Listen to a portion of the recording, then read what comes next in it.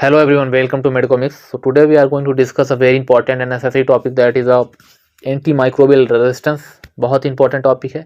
It can be a second pandemic after a Covid state by WHO ने ऐसा बोल दिया है कि नेक्स्ट पेंडेमिक हो सकता है आफ्टर कोविड. कितना हम लोगों ने इसका ओवर यूज़ या मिस यूज़ करना स्टार्ट कर दिया एंटीबायोटिक का कि जो सर्टेन टाइप ऑफ इन्फेक्शन फैल रहे हैं इस टाइम पे वो भी ट्रीट से नहीं हो पा रहे हैं. तो miss use and over use का एक है कि आप कॉमन चीज़ें समझ नहीं पाते हो. ठीक है, जो चीज़ कोल्ड हो गई, वायरल हो गया, इन सब में आपको अगर नहीं ठीक हो रहे हो, 10-15 दिन हो गए, तो आप डॉक्टर के पास जाओ. ठीक है, दिखाओ. उसके बाद अपने से ट्रीटमेंट मत लो ना यार. ये चीज़ है. और दूसरी चीज़ ये होती है कि अगर आप वायरल है, आपको कोल्ड है, आप नॉर्मल घरेलू जो चीज़ें होती हैं लाइक जिंजर हो गया और सारी चीज़ें होती हैं, काढ़ा वगैरह का यूज़ करके आप ठीक हो सकते हो. ठीक है, मैं हूँ, आपको कोई भी हो, नॉर्मल सी बात है, ठीक हो सकते हो. और अगर ट्रीटमेंट देखो तो 7 दिन का टाइम लेता है ठीक होने में वायरल. चाहे आप दवाई लो या ना लो, अगर आप एंटीबायोटिक टेक कर रहे हो तो भी वो 1 वीक का टाइम लेगा ही, और अगर नहीं कर रहे हो तो भी 1 वीक का टाइम लेगा ही. सो मिस यूज़ और इसका ओवर यूज़ बिल्कुल आपको रोकना चाहिए. अगर आप एज अ फार्मासिस्ट वर्क कर रहे हो तो आपका ये कर्तव्य होता है कि आप भी लोगों को अवेयर करो इन सब चीज़ों से. ठीक है, ये पढ़े लिखे लोगों की वजह से ही बर्बादी आती है, भी याद रखना. कोविड आपको कोविड मतलब बोला नहीं होगा क्या क्या चीज़ें हुई. तो एक कम से कम एक अनपढ़ है तो वो कुछ करेगा नहीं, लेकिन पढ़ा लिखा व्यक्ति अपना फायदा हमेशा सोचता है. दूसरों के नुकसान से उसको कोई मतलब नहीं होता, लेकिन ये नुकसान उसके लिए भी कहीं ना कहीं होता है. ठीक है, समाव उसको भी अफेक्ट करेगा. सो ज़्यादा ज्ञान ना देते हुए अपनी वीडियो स्टार्ट करते हैं जो जरूरी है. Anti microbial resistance. पता ही आपको रेजिस्टेंस क्या है कि जो अपनी बैक्टीरिया है या से इन्फेक्शन होने वाले जो भी इन्फेक्शन होते हैं वो एंटीबायोटिक के लिए रेजिस्ट हो रही हैं धीरे धीरे. उन पर एंटीबायोटिक का कोई एक्शन नहीं हो रहा है. बहुत सारी एंटीबायोटिक है. आप एमॉक्सिसिलिन ले लो, एमपीसिलिन ले लो. एमॉक्सिसिलिन तो ले लो आप, प्लेन एमॉक्सिसिलिन पहले यूज़ होती थी, उसका रेजिस्टेंस देख लो आप. प्लेन आपको देखने के लिए नहीं मिलेगी कहीं. क्लेविलोनिक एसिड के साथ हमेशा वो कॉम्बिनेशन में चलती है. ठीक है, तो ये सब बहुत सारे एग्जाम्पल हैं ऐसे. ठीक, तो अब बात करते हैं मेथड ऑफ एमआर, कैसे कैसे एंटीमाइक्रोबियल रेजिस्टेंस हो सकता है. तो फर्स्ट अपना मेथड है, ये टॉपिक इसलिए इंपॉर्टेंट है जीपैट के पॉइंट ऑफ व्यू से भी बता दूं मैं आपको. इससे एक फेवरेट मतलब क्वेश्चन बनाता है यहाँ से एक एंटीबायोटिक का एग्जामिनर का जो है फेवरेट टॉपिक है ये एमआर.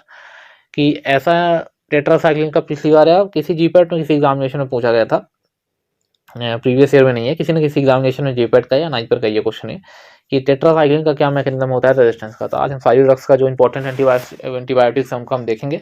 ठीक है, तो हम स्टार्ट करते हैं. पहला अपना जो मेथड होता है एएमआर का, एंटी माइक्रो रेजिस्टेंस का, तो पहला अपना होता है टारगेट बाइंडिंग साइट का मॉडिफिकेशन. अब आपको पता होगा पेनिसिलिन बाइंडिंग साइट पे पेनिसिलिन, सिफेलोस्पोरिन सब वर्क करती हैं जाके. ठीक है, तो अगर इनका टारगेट बाइंडिंग साइट किसी भी तरह बैक्टीरिया के अंदर जो पेप्टाइडोग्लाइकन है, जो उनकी सेल वॉल सेल मेम्ब्रेन है, उसके अंदर कहीं बाइंडिंग साइट प्रेजेंट है अपना, अगर वो बाइंडिंग साइट कहीं ना कहीं मॉडिफाई हो जाए, अफेक्ट हो जाए, तो ड्रग को जहाँ पे जाके बाइंड होना चाहिए वहाँ पे बाइंड होगा नहीं. ठीक है, तो एक्शन वहाँ पे आएगा नहीं, आपको इतना पता होगा.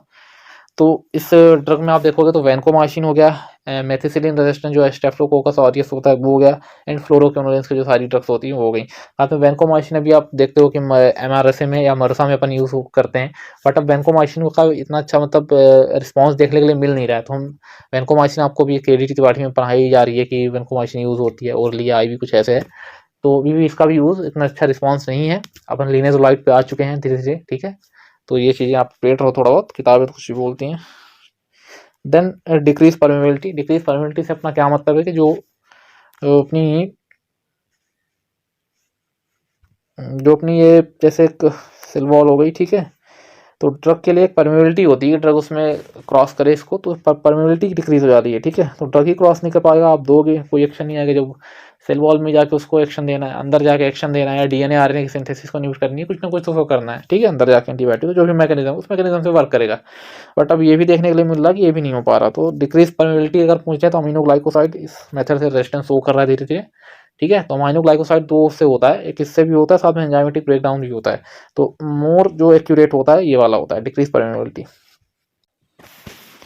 देन थर्ड अपना एंजाइमेटिक ब्रेकडाउन होता है. एंजाइमेटिक ब्रेकडाउन की एंजाइम जो होता है उस पर्टिकुलर एंजाइम मतलब या बीटा लैक्टम की अगर बात करते हो तो लैक्टम एंजाइम, पेनिसिलिन एंजाइम, वो बैक्टीरिया एक एंजाइम बना लेती है जो ड्रग को या जो एंटीबायोटिक आप दे रहे हो उसको ब्रेक कर देता है. ठीक है, लाइक इसमें आप पेनिसिलिन याद रखो, बीटा लैक्टमेज है, लैक्टम जो बीटा लैक्टम रिंग को क्या करता है, बीटा लैक्टम रिंग को ब्रेक कर देता है. बेसिकली जो बैक्टीरिया होती है उस पर, जो बैक्टीरिया का ये पार्ट है उस पर एक सर्कुलर डीएनए होता है, साथ में प्लाज्मिड होता है. जो रेजिस्टेंस जीन वगैरह है, ये जो मॉडिफिकेशन है या फिर चीज़ें जो होती हैं, ये कहीं ना कहीं इसके रिस्पॉन्सिबल प्लाज्मिड ही होता है, ठीक है। छोटा छोटा डीएनए टाइप का ही है, एक जेनेटिक मटेरियल बैक्टीरिया का बोल लो, स्मॉल होता है ये साइज में। तो इसमें अगर देखा जाए तो अपने पास कौन कौन सी ड्रग हैं जो एंजाइमेटिक ब्रेकडाउन से करती हैं, तो बीटा लैक्टम जितनी ड्रग आती हैं, पेनिसिलिन, सिफेलोस्पोरिन, मोनोबैक्टम वगैरह, क्लोरामफेनिकॉल, अमाइनोग्लाइकोसाइड। अमाइनोग्लाइकोसाइड को मैंने आपको बता दिया है कि डिक्रीज परमेबिलिटी एक्यूरेट होता है। अगर दोनों ऑप्शन में है तो आप डिक्रीज परमेबिलिटी के साथ जाओगे, ठीक है। टेट्रासाइक्लिन की बात कर लेते हैं। ये वही अपनी सेल मेम्ब्रेन समझ लो, कोई बैक्टीरिया उसकी सेल मेम्ब्रेन है, अपने एंटीबायोटिक दिया बाहर से, ठीक है, टेट्रासाइक्लिन दिया, टेट्रासाइक्लिन आया। इस बैक्टीरिया क्या है, बहुत होशियार है। बैक्टीरिया बोलता है कि तुम थोड़ी होशियारी करोगे, हम ज़्यादा होशियारी करेंगे। तो उसने क्या बना लिया, इफ्लक्स पंप बना लिया। इफ्लक्स पंप जैसे आपने लिया, इन्फ्लक्स किया यहाँ से, वैसे इसने इफ्लक्स कर दिया, मतलब बाहर निकाल दिया ड्रग को, बिना कोई एक्शन के बाहर निकल गई ड्रग। तो इफ्लक्स पंप का फॉर्मेशन होने की वजह से जो टेट्रासाइक्लिन है उसमें जो है तो उसका जो रेजिस्टेंस देखने को मिलता है। तो इफ्लक्स पंप आप हमेशा टेट्रासाइक्लिन याद रखोगे, ठीक है। और रेजिस्टेंस ट्रांसफर कैसे होता है अगर इसकी बात करते हो, तो वर्टिकल एंड हॉरिजॉन्टल दो चीज़ होती है। वर्टिकल मीन्स मदर फादर समझ लो, and horizontal means brother sister, side में भाई बहन, ऐसा वाला समझ लो, ठीक है। इधर चलता है ऐसे, ये ऐसे, ठीक है। तो वर्टिकल में म्यूटेशन वगैरह आता है, प्लाज्मिड ही रिस्पॉन्सिबल होता है म्यूटेशन में हमेशा याद रखना कि म्यूटेशन सिंगल म्यूटेशन से स्टार्ट होता है, ठीक है। मल्टीपल हमेशा रेजिस्टेंस नहीं होता, सिंगल रेजिस्टेंस बोल सकते हो। सिंगल रेजिस्टेंस देखने को सबसे पहले मिलता है, लाइक अब टीवी की ड्रग आपने देखी होगी, सबसे पहले उसमें देखोगे तो रिफाम्पिसिन आइसोनियाज़ाइड का रेजिस्टेंस स्टार्ट होता है, मतलब तो वही होता है। और ट्रांसफर जो होते हैं, लाइक हम पढ़ेंगे भी हॉरिजॉन्टल में, म्यूटेशन वर्टिकल का एक टाइप होता है। तो ट्रांसफर जो होता है वो एक टाइप होता है अपना हॉरिजॉन्टल का। तो हॉरिजॉन्टल तीन टाइप से हो सकता है, एक कॉन्जुगेशन, ठीक है, एंड कॉन्जुगेशन के बाद सेकंड होता है अपना ट्रांसडक्शन एंड ट्रांसफॉर्मेशन, ठीक है। ट्रांसफॉर्मेशन बहुत ही लीस्ट होता है, मतलब बहुत कम देखने के लिए एज यूजल नहीं मिलता है, ऐसे कि नॉर्मली होता है। ट्रांसफॉर्मेशन का ऐसा कॉन्सेप्ट है कि कोई चल रहा है, जैसे आप चल रहे हो, ठीक है, कहीं कोई मिल गया, आप बैठे निकल ली उसी के साथ में, ऐसे ये भी होता है कोई बैक्टीरिया रेजिस्टेंस वाला घूम रहा है, इसने उसको पकड़ लिया। तो हमेशा या देखने के लिए नहीं मिलता, कभी कभी बहुत ही रेयर देखने के लिए मिलता है ट्रांसफॉर्मेशन। आपके लिए इंपॉर्टेंट ट्रांसडक्शन, कंजुगेशन होते हैं। सो मोस्ट ऑफ दी जो केसेस होते हैं रेजिस्टेंस के, तो कंजुगेशन की वजह से होते हैं, एक्सेप्ट एक एक्सेप्शन है आपके लिए, एक स्टेफ्लोकोकस जो अपने पास ऑरियस होता है, ठीक है। ये जो बैक्टीरिया है ट्रांसडक्शन से अपना रेजिस्टेंस शो करता है, ठीक है, वाया ट्रांसडक्शन होता क्या है, कंजुगेशन क्या होता है, ये देख लेते हैं हम। एक ये बैक्टीरिया है, ठीक है, एक ये बैक्टीरिया है, इसका ऐसे जेनेटिक मटेरियल है, यहाँ पे प्लाज्मिड प्रेजेंट है, ठीक है। समझ लो इस प्लाज्मिड ने कोई म्यूटेशन, कोई रेजिस्टेंस जीन, कुछ भी रेजिस्टेंस इसमें, मतलब रेजिस्टेंस है, ठीक है, ये पहले से रेजिस्टेंट बैक्टीरिया है। अब इसमें एक ये जो प्लाज्मिड होगा एक पाइलस टाइप का बनाता है, पाइलस बोलते हैं, और इस पाइलस के थ्रू इस जेनेटिक मटेरियल जो अफेक्टेड है ये इस बैक्टीरिया में भी चला जाएगा और ट्रांसफर हो जाएगा, ठीक है, वर्टिकली ट्रांसफर हो जाएगा। वर्टिकली मैंने ये हॉरिजॉन्टली है, साइड में ऐसे प्रेजेंट होगा, ऐसे ऐसे जाता है, तो हॉरिजॉन्टली होगा, ये हॉरिजॉन्टली ट्रांसफर हो रहा है।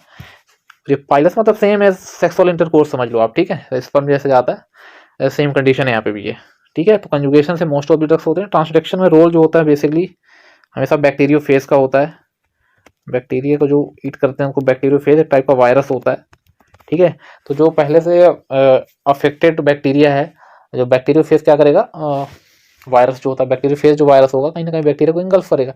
जैसे इंगल्फ करेगा तो रेजिस्टेंट बैक्टीरिया को जब इंगल्फ करता है तो उसके जो जेनेटिक मटेरियल होता है उसका भी डिस्ट्रक्शन करता है। अब डिस्ट्रक्शन करने की वजह से क्या होगा, उस चारों तरफ जो जेनेटिक मटेरियल है उसको डिस्ट्रक्शन किया तो वो भी फैल जाता है इनसाइड बैक्टीरिया, ठीक है।